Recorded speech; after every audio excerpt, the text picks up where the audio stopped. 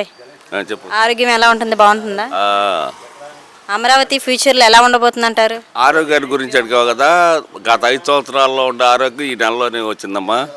చాలా హ్యాపీగా ఉన్నాం. కాకపోతే అమరావతి గురించి కాదు అసలు.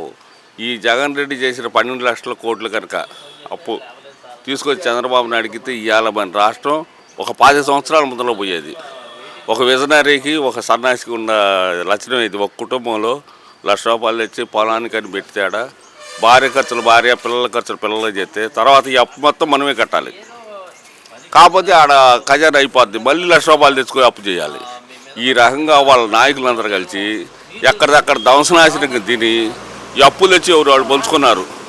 అదే కనుక చంద్రబాబు నాయుడు గారు కనుక ఈ 12 లక్షల కోట్లు కనుక ఇస్తే ఇవాళ ఈ రాష్ట్రాన్ని అభివృద్ధి చేసి ఇవాళ ఈ ఉచిత పథకాలకి ఇచ్చే డబ్బులు మొత్తం కూడా తన అభివృద్ధి మీద వచ్చే సంపాదన కూడా ఎక్కువైపోయేది. అలా తయారు చేసేవాడు. కానీ ఒక సన్నాసికి ఒక విజనరీకి తేడా అదే. ఎక్కడి దాకా ఎందుకు, ఇక్కడ మాకు రాజధాని ఇదే 3 రాజధానులు అన్నాడు కదా. ఆయాల నుంచి 5 సంవత్సరాల్లో ఈ అసెంబ్లీకి వచ్చినప్పుడు ఆయన చేసిన ఖర్చు ఒక్కో రోజు వస్తే 3,000 మంది పోలీసులు పట్టలో వీటికి అయ్యే ఖర్చు మొత్తం కలిపితే 5 సంవత్సరాల మీద మా రాజధాని ఉన్న రోడ్లు మొత్తం అయిపోయాయి. వాడు ఒక రోజు కనుక ఇక్కడికి వచ్చి మీటింగ్ పెడితే ఎంత ఖర్చు అయ్యేదో ఇదంతా వేస్ట్ ఖర్చు అంతా చూడండి. ఇదంతా వేస్ట్ ఖర్చు చేసి ఇవాళ ఏదో 164 సీట్లు ఇచ్చారంటే ఇస్తారు. 164 కాదు 170 రావాల్సింది. అసలు తప్పు అయింది. ఆ సన్నాసి చేసిన పనికి అంత దుర్మార్గం చేశాడు ప్రతి ఒక్క ప్రజలకి. వాడు చేసిన నికృష్ట పనులన్నీ కూడా వాడిని ఎట్టాడిని వాడు అందుకని సోదరులు లేకుండా పోయాడు. ఈ నెల రోజుల్లో బాబు గారు చేస్తున్న పనులు చూసి అభివృద్ధి చెందింది. పరిపాలన 30 రోజులు ఎలా అనిపించింది మీకు? హ్యాపీ అమ్మ. 5 సంవత్సరాలు పడ్డ బాధ ఈ నెలలోనే మేము సేవ తీరి బాగా ఆరోగ్యంగా తయారయ్యాం. 30 రోజులు ఎలాంటి మార్పులని చూసారా? ఎలాంటి మార్పులు ఏముంది. ఇది ఉచిత పథకాలు, పెన్షన్లు ఇచ్చాడు 7,000 కాడికి ఉచిత తీసుకుంటున్నారు. మొన్న రాజధానిలో చెట్లు కాపులు రోడ్లప్పుడు బీకిచ్చారు. రేపు పొద్దున టెండర్లు పిలుస్తున్నా అంటున్నారు. ఇవన్నీ అయిపోతున్నాయి. ఇది అసలు దాని గురించి ఆలోచన లేదమ్మా మాకు. పూర్తిగా ఆయనే చేస్తాడనేది ఒక నమ్మకం. ఈ ప్రభుత్వం ఇసుక ఫ్రీగా ఇస్తుంది కదా, దాని గురించి మీ ఆలోచన ఏంటి? ఇసుక ఫ్రీగా అంటే లాడ్ కూడా ఇచ్చారు కదా, అప్పుడు బాగానే ఉంది. మాకు కూడా ఇక్కడికి ₹1000 వచ్చేది ట్రక్కు.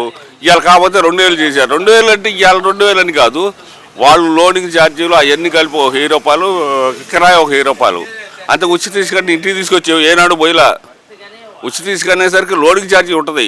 లోగట 10 సంవత్సరాల క్రితం అనేసరికి దాదాపుగా 7 ఏళ్ళు నాడు కదా చంద్రబాబు నాయుడు ఉచిత తీసుకొచ్చింది.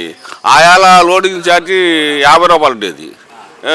తోలుకొచ్చిన కిరాయి ఒక 500 ఉండేది. 600-700 చేరింది ట్రక్కు. ఇవాళ ఏముంది, లోడింగ్ ఛార్జీ అయ్యేవాళ్ళు 200-250 అయిపోయినాయి. మరి కిరాయి ఆయిల్ రేటు పెరిగింది కదా, కిరాయి తక్కువ ఎందుకు వస్తాడు ఆడుగు అయ్యి, అందుకని 2,000 అయింది. అంతేగాని ఉచిత తీసుకు వల్ల లేత 7,000 అయింది కదా ట్రక్కు తోలేసరికి. అసలు అది టైంకి కూడా రాలేదు కదా లోకల్ గవర్నమెంట్ లెక్క ప్రకారం.